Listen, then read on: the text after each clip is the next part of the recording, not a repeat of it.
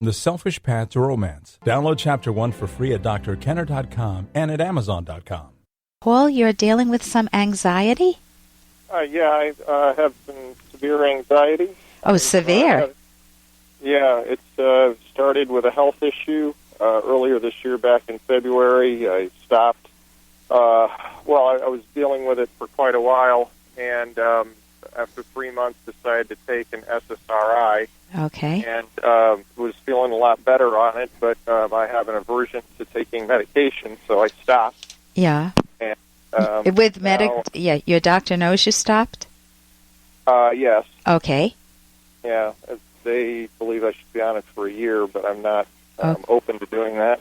Yeah. So what I'm trying to figure out is, what had happened when I stopped the medication was the anxiety came back full force. Right, okay. Felt good for about 3 weeks, was on it for about 2 months, and then from there was in not good shape for a couple of weeks after that, and that's where I'm at right now. Okay. So I'm trying to figure out how long I should be taking the SSRI. It's on a relatively low dose, but when I tried to stop it, I didn't really have any side effects. Yeah, the anxiety just came back. Here's what I think about medication. Assuming that you don't have a brain tumor, you're not dealing with something that's totally out of your control. Most psychological... Pardon? Clean bill of health. Clean bill of health. Oh, that's nice, considering you had health problems that started the anxiety, huh? Right. Yeah, it was very minor health problem. Okay, so what I like using medication for, if people want to use it at all, is to bring them to a point where they're capable of focusing and learning thinking skills that help them understand what anxiety is, what triggered their own anxiety, what methods to use to reduce their anxiety, and you gain such self-esteem from doing that you can then taper off the pills or work with your medical doctor to reduce the pills, depending on which ones you're taking. You know, your doctor will give you guidance. And as long as you can see that the changes are coming, initially a little bit of a boost from the pills to help you focus, but once you have skills, guess what? You don't need as much anymore. Hey, I got to interrupt this because we've got to pay some bills. 30 seconds, that's it. A very quick ad, and then Ellen will be back. Romance. Ugh. I wish guys knew more about what we want from a relationship. Boy, I wish I knew more about what I want. Where's that ad I saw? Here it is. The Selfish Path to Romance. A serious romance guidebook. Download Chapter 1 for free at selfishromance.com and buy it at amazon.com. The Selfish Path to Romance. That is interesting. Initially a little bit of a boost from the pills to help you focus, but once you have skills, guess what? You don't need as much anymore. The pills. The pills, right. Pills don't teach skills. That is one of the themes of cognitive therapy. So do you know anything about cognitive therapy, or are those two big words I'm just throwing out? Yeah, no, I've done biofeedback and cognitive therapy and other therapy, and the problem is I don't think I was very receptive to it because I wasn't thinking that clearly. Yeah. Because I haven't really been on the medication. For the last 6 months, I've only been on medication where I felt well for 3 weeks. Okay, so that would be one option that's open to you. If you open up the door a little for yourself, I know initially you said you don't want to go back on the pills at all. If you didn't have horrible side effects, it's just that you want to eventually get off the pills, you could consider going back on the pills to learn the skills so that you can taper off the pills again? Yeah, I had to go back on the pills. Okay. Actually, I was tapered just a little bit, and even that minor 30% taper was enough to really cause a problem, so I had to go back on the medication. Okay, so if your goal is to taper off the pills, or better yet, if we phrase it that your goal is to get a handle on your anxiety, do you know do you know what the theme is behind anxiety? The emotion of anxiety, whether I feel it, whether my husband feels it, whether my kids feel it, or you feel it. No.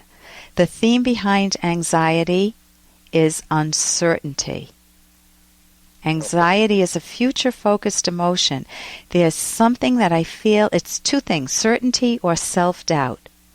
So there are many situations that I can get into where I feel a little anxious. It's something new I'm trying. Maybe if somebody's dating somebody new, they might feel anxious, on that first date, or they're starting a new job, or they're worried they may lose their job, or they may be having some financial problems, or they're having marital problems, or they're having problems with their kids, and they don't know what the future looks like because they can't see any clear solution. Then they are swimming in uncertainty over big values. One of the things that I've been worried about is this derealization, or this inability to concentrate very well. Yeah. And that has come when the anxiety comes. Yeah. That's one thing that cleared up pretty well when I was on the medication and feeling well for those 3 weeks. So I guess that does help with the clarity of thinking to be on it for a little while. My concern is that regardless of how long I'm on it, once I stop or even taper down the medication, slowly, that the anxiety will come back. Okay, so look at what thought you have. Cognition is just as a dressy word for thoughts. The thought that, oh my God, listen, I was on Ambien for a short period of time because I wasn't able to get to sleep. And I wanted to get off Ambien like the Dickens, but I had the fear that what if I get off, then I won't be able to sleep. Right. So guess what thought was getting in my way of sleeping? The minute I got off Ambien, guess what I'm thinking? Oh my God, what if I can't sleep tonight? And what do you think that does? Help me just go into a wonderful, smooth, soothing sleep? Or does that rev me up and worry? Am I falling asleep now? Will I fall asleep? So you're saying that just how you look at it is the way around it. So you reframe it. Cognitive therapy skill is reframing, Paul. You reframe it to say, I may not be able to sleep a little bit, or in your case, I may feel a little anxious, and so what? Who cares? I've got some skills to deal with it, and I'm not going to make a big deal out of this. I refuse to say, oh my God, what if? That's what people say when they're anxious. Oh my God, what if? And they predict something negative.